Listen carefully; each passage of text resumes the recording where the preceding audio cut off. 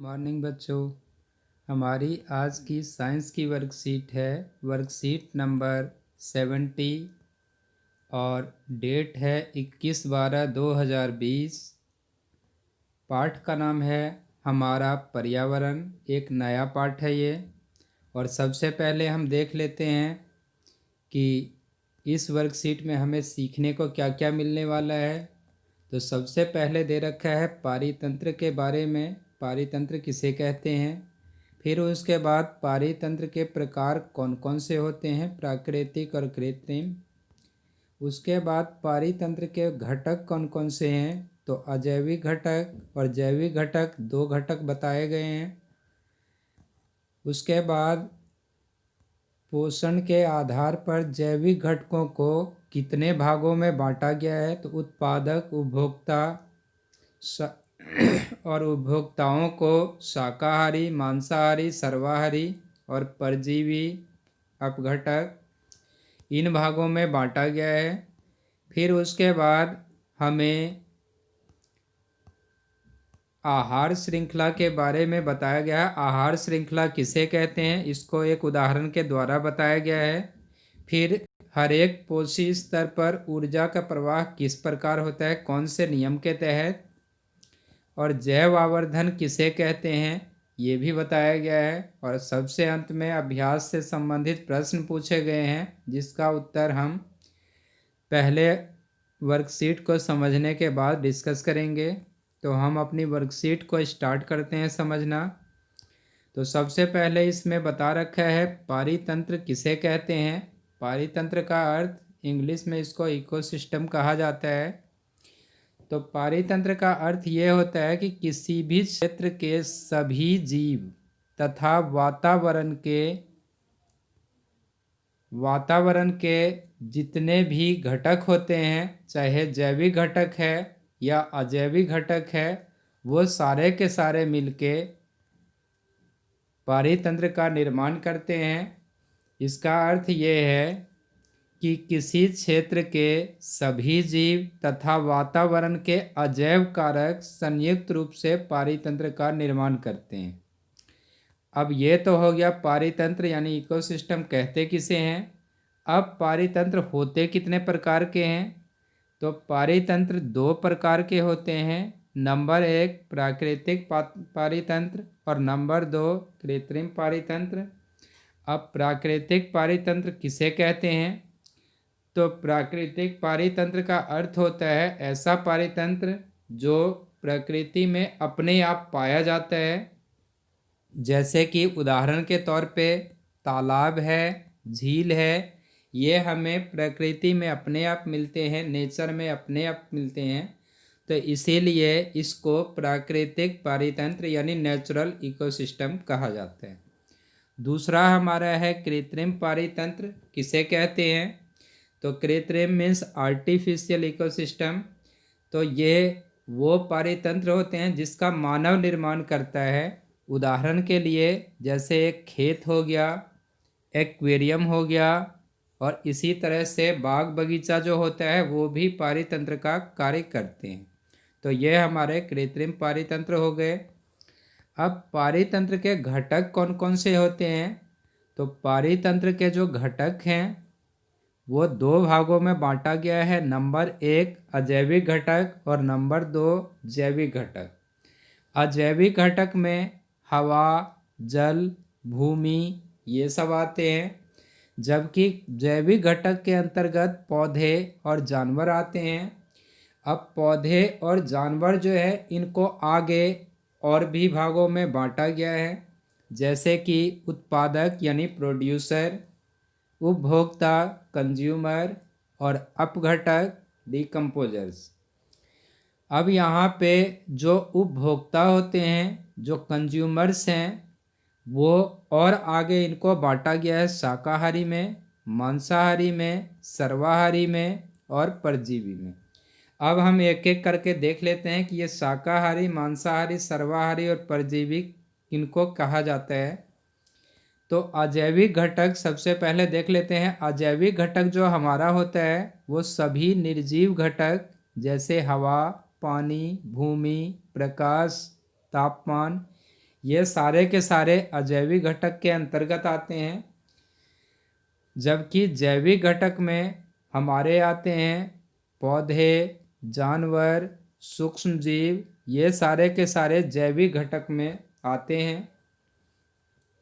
अब उसके बाद पोषण के आधार पे, यानी जो न्यूट्रिशन होता है, जो भोजन प्राप्त करते हैं, उसके आधार पर जैविक घटकों को कितने भागों में बांटा गया है।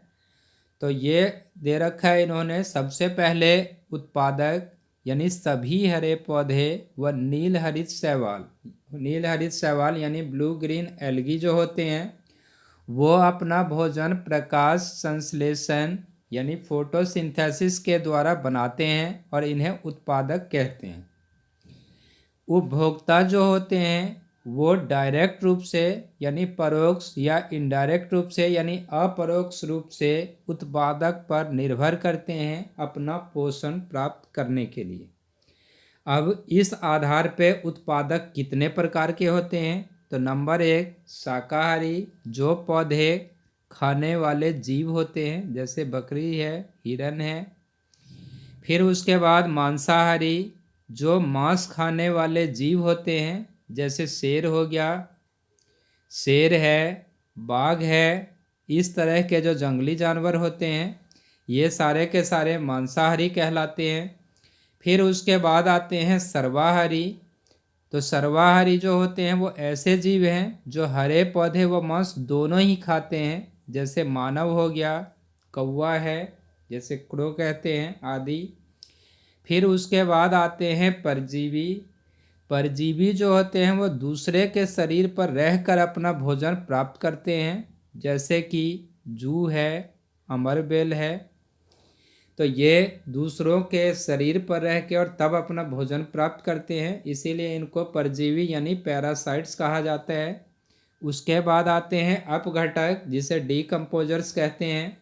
तो ये ऐसे जीव होते हैं जो मरे हुए जीव व पौधों को सरल अणुओं में अपघटित करते हैं, और इनका उदाहरण है जीवाणु यानी बैक्टीरिया। तो ये हमारे हो गए पोषण के आधार पर जो जैविक घटक होते हैं वो कौन कौन से हैं। अब हम देख लेते हैं आगे आहार श्रृंखला किसे कहते हैं, जिसे इंग्लिश में कहा जाता है फूड चेन।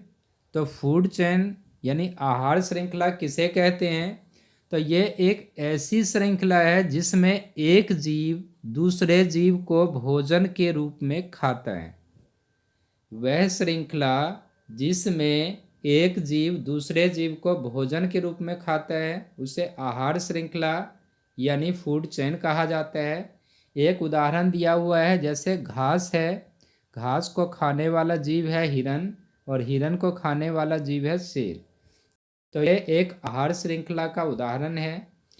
एक आहार श्रृंखला में उन जैविक घटकों को जिनमें ऊर्जा का स्थानांतरण होता है उन्हें पोषी स्तर कहते हैं। इंग्लिश में इनको ट्रॉफिक लेवल्स कहा जाता है। तो एक आहार श्रृंखला में जैसे हम यहाँ पर देख पा रहे हैं, हिरन है, घास से हिरन में ऊर्जा का स्थानांतरण हुआ है, तो ये एक पोषी स्तर हो गया। इसी तरह हिरन से शेर में हुआ है, तो ये दूसरा पोषी स्तर हो गया। तो पोषी स्तर का मतलब है एक आहार श्रृंखला में उन जैविक घटकों को जिनमें ऊर्जा का स्थानांतरण होता है।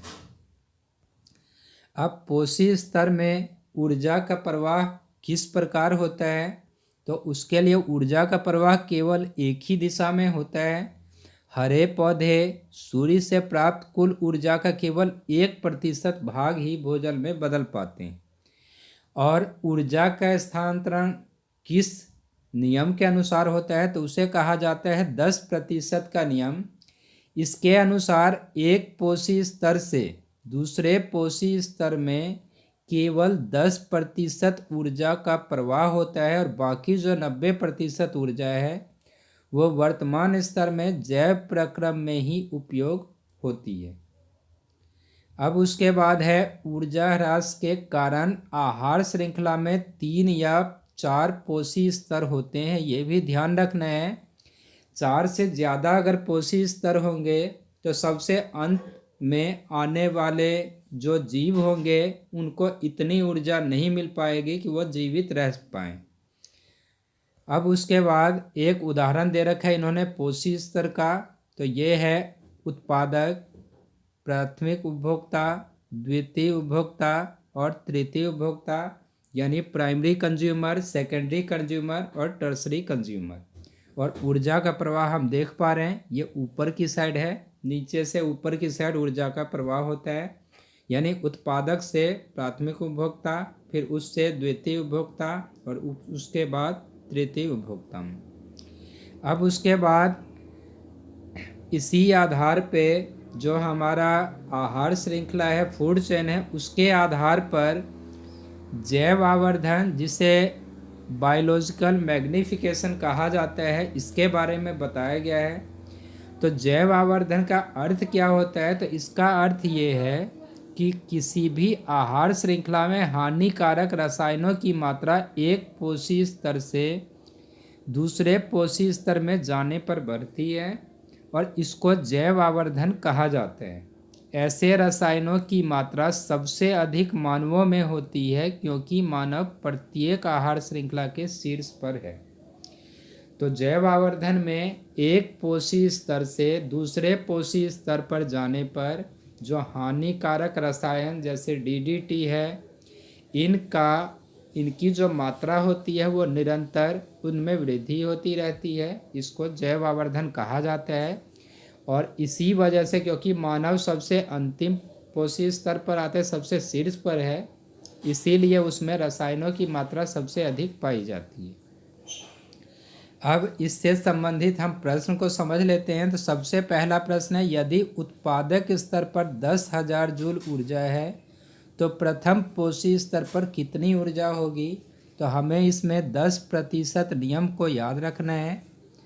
जो 10% का नियम है उसके हिसाब से अगर हम देखें तो 10/100 और गुना में 10,000, 1, 2, 3, 4। तो इसमें अगर हम 0 से 0 काट दें और 1 0 से 1 0 और, तो 1000 जूल ऊर्जा जो है वो प्रथम पोषी स्तर पर प्राप्त होगी।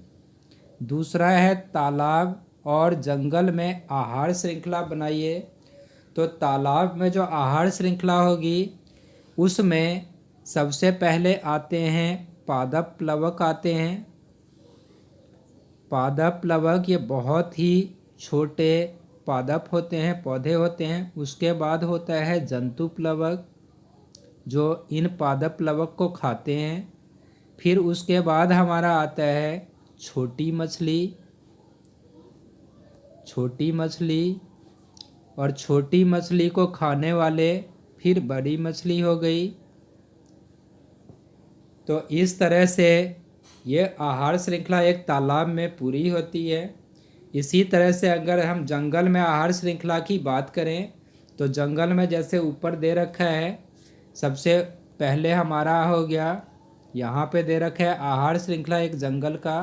तो इसमें घास है, घास को खाने वाले हिरन हैं, हिरन को खाने वाले शेर हैं। इसमें हम और दूसरे जानवरों को भी ऐड कर सकते हैं, वो हमारे ऊपर है। तो ये तालाब में और जंगल में जो आहार श्रृंखला पाए जाते हैं उनके उदाहरण हो गए।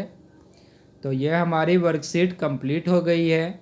इसको हमने अच्छे से समझ भी लिया है और इसके प्रश्नों के उत्तर को डिस्कस कर लिया है। तो उम्मीद है सभी बच्चों को वर्कशीट समझ आ गई होगी और इसके प्रश्नों के उत्तर आसानी से कर पाएंगे। तो इसको और अच्छे से रिवाइज करके और प्रश्नों के उत्तर समय पर भेज देने हैं ताकि बच्चों की उपस्थिति लगाई जा सके। Thank you.